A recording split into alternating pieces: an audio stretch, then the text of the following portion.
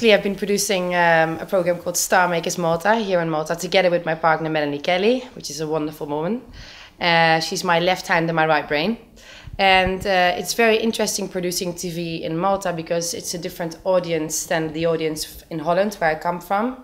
We have to try and educate in a different way for a different audience. It's hard producing TV in Malta because you have to finance your program completely yourself, so you're completely dependent on sponsors. So you have to go and find them. And at the same time, it's really nice living in Malta because the quality of life is very good. And now we're working on a new TV program. It's still Star Makers, but it's going to be a different adventure in which we're going to give 4 local candidates, the chance to let their inner star shine and to do exactly what they want in life and to follow their dreams. And we are going to try and help them do this, and obviously someone will be following their dream and doing exactly what they want in life. What Melanie and myself have to do as a producer is you come up with the concept of what the program is going to be like.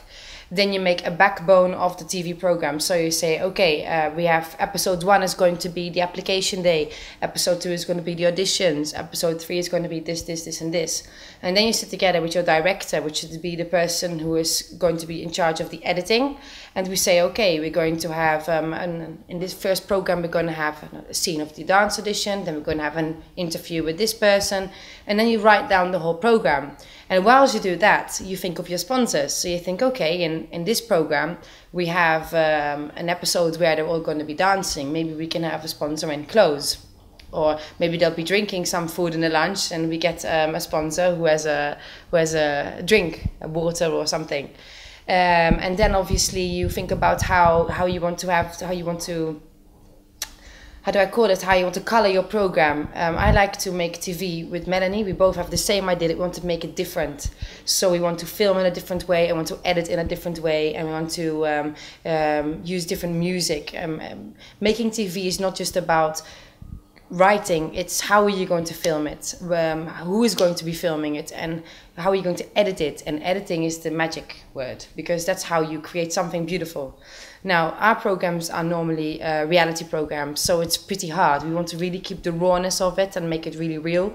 If someone's crying, he's crying, and if someone's laughing, he's laughing. And we want to touch people at home with our program, so it's very hard to edit because you want to keep it real. So no, that's what TV is all about. But you have to do everything. You have to do your marketing, your advertising, the producing.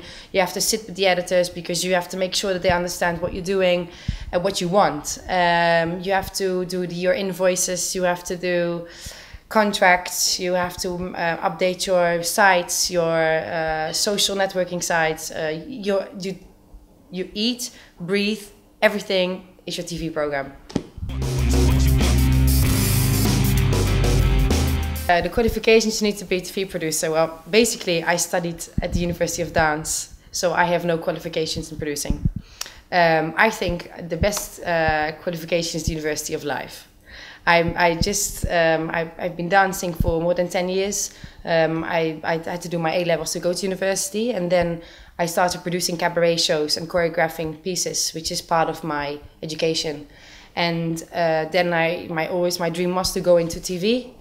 So I just, you have to just not be scared. And if you want something, you go for it. Just believe in yourself, and then everything is possible. And then I bumped into Melanie, and she knew about TV. So with my experience and her experience, we're just a very good, couple. We do it fantastic together. So no, if you want to do something in life, no matter what, just go for it.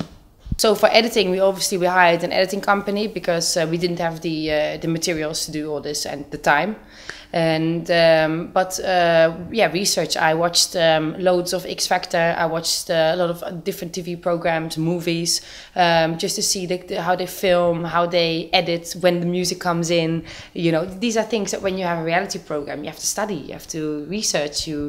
And right now as well, I go to different countries to premieres, video, TV things. You always keep on seeing and watch foreign TV. It's very important to watch foreign TV to get inspired, because you know it's good to even any country, even if you don't understand the language, Portuguese, Russian, whatever country, just because they have different ideas and different things. Finances. It's obviously very hard to finance a TV program in Malta because it's a completely different structure. You have to get your sponsors to be able to finance your TV program. Now, sometimes a TV station in Malta will buy your program, so they will pay you for every episode. This didn't happen in our case. It's a complete different thing because you have financial stress. You have to budget really good. You have to make sure that when you budget your TV program, that your wage is in there. And then you have to keep in mind that you're going to be paid months later. So yes, you have to, it's a risk. It's a little bit of a risk, but at the same time, it's an experience. For example, in Holland, producing a TV program would cost you about 500,000 euros, which is a lot of money. But then again, you have a lot of viewers, so it's a different kind of thing. The risk in Holland is that if your TV program doesn't reach the amount of viewers after 3 episodes, they cut it off. So it's a big risk because you get all your sponsors, you've been starting filming, you've made costs, and they stop it. So in Malta, no, I think you have to just be smart. You just have to be smart and you can make money.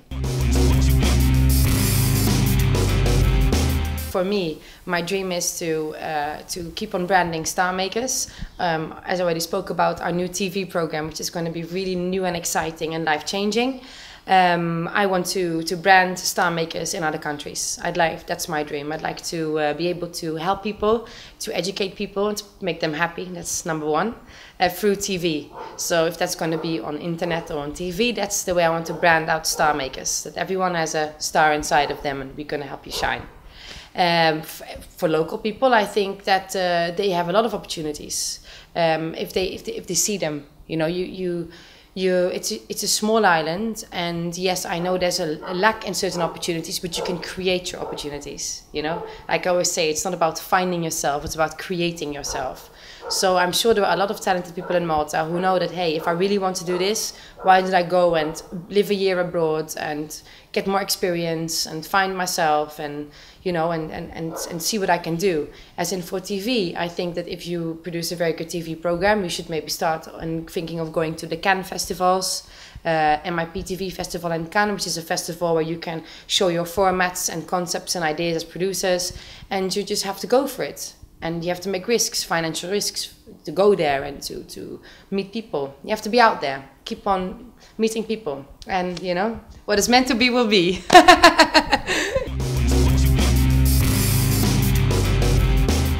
that sense. Yes. Competition in TV. I think with the first TV program, we had something new. Star Makers is in Malta. It hasn't been done yet. There are so many different reality talented shows around the world. You know, X Factor, So You Think You Can Dance, The Voice. Now we have The Face in Holland. There's always something happening in reality.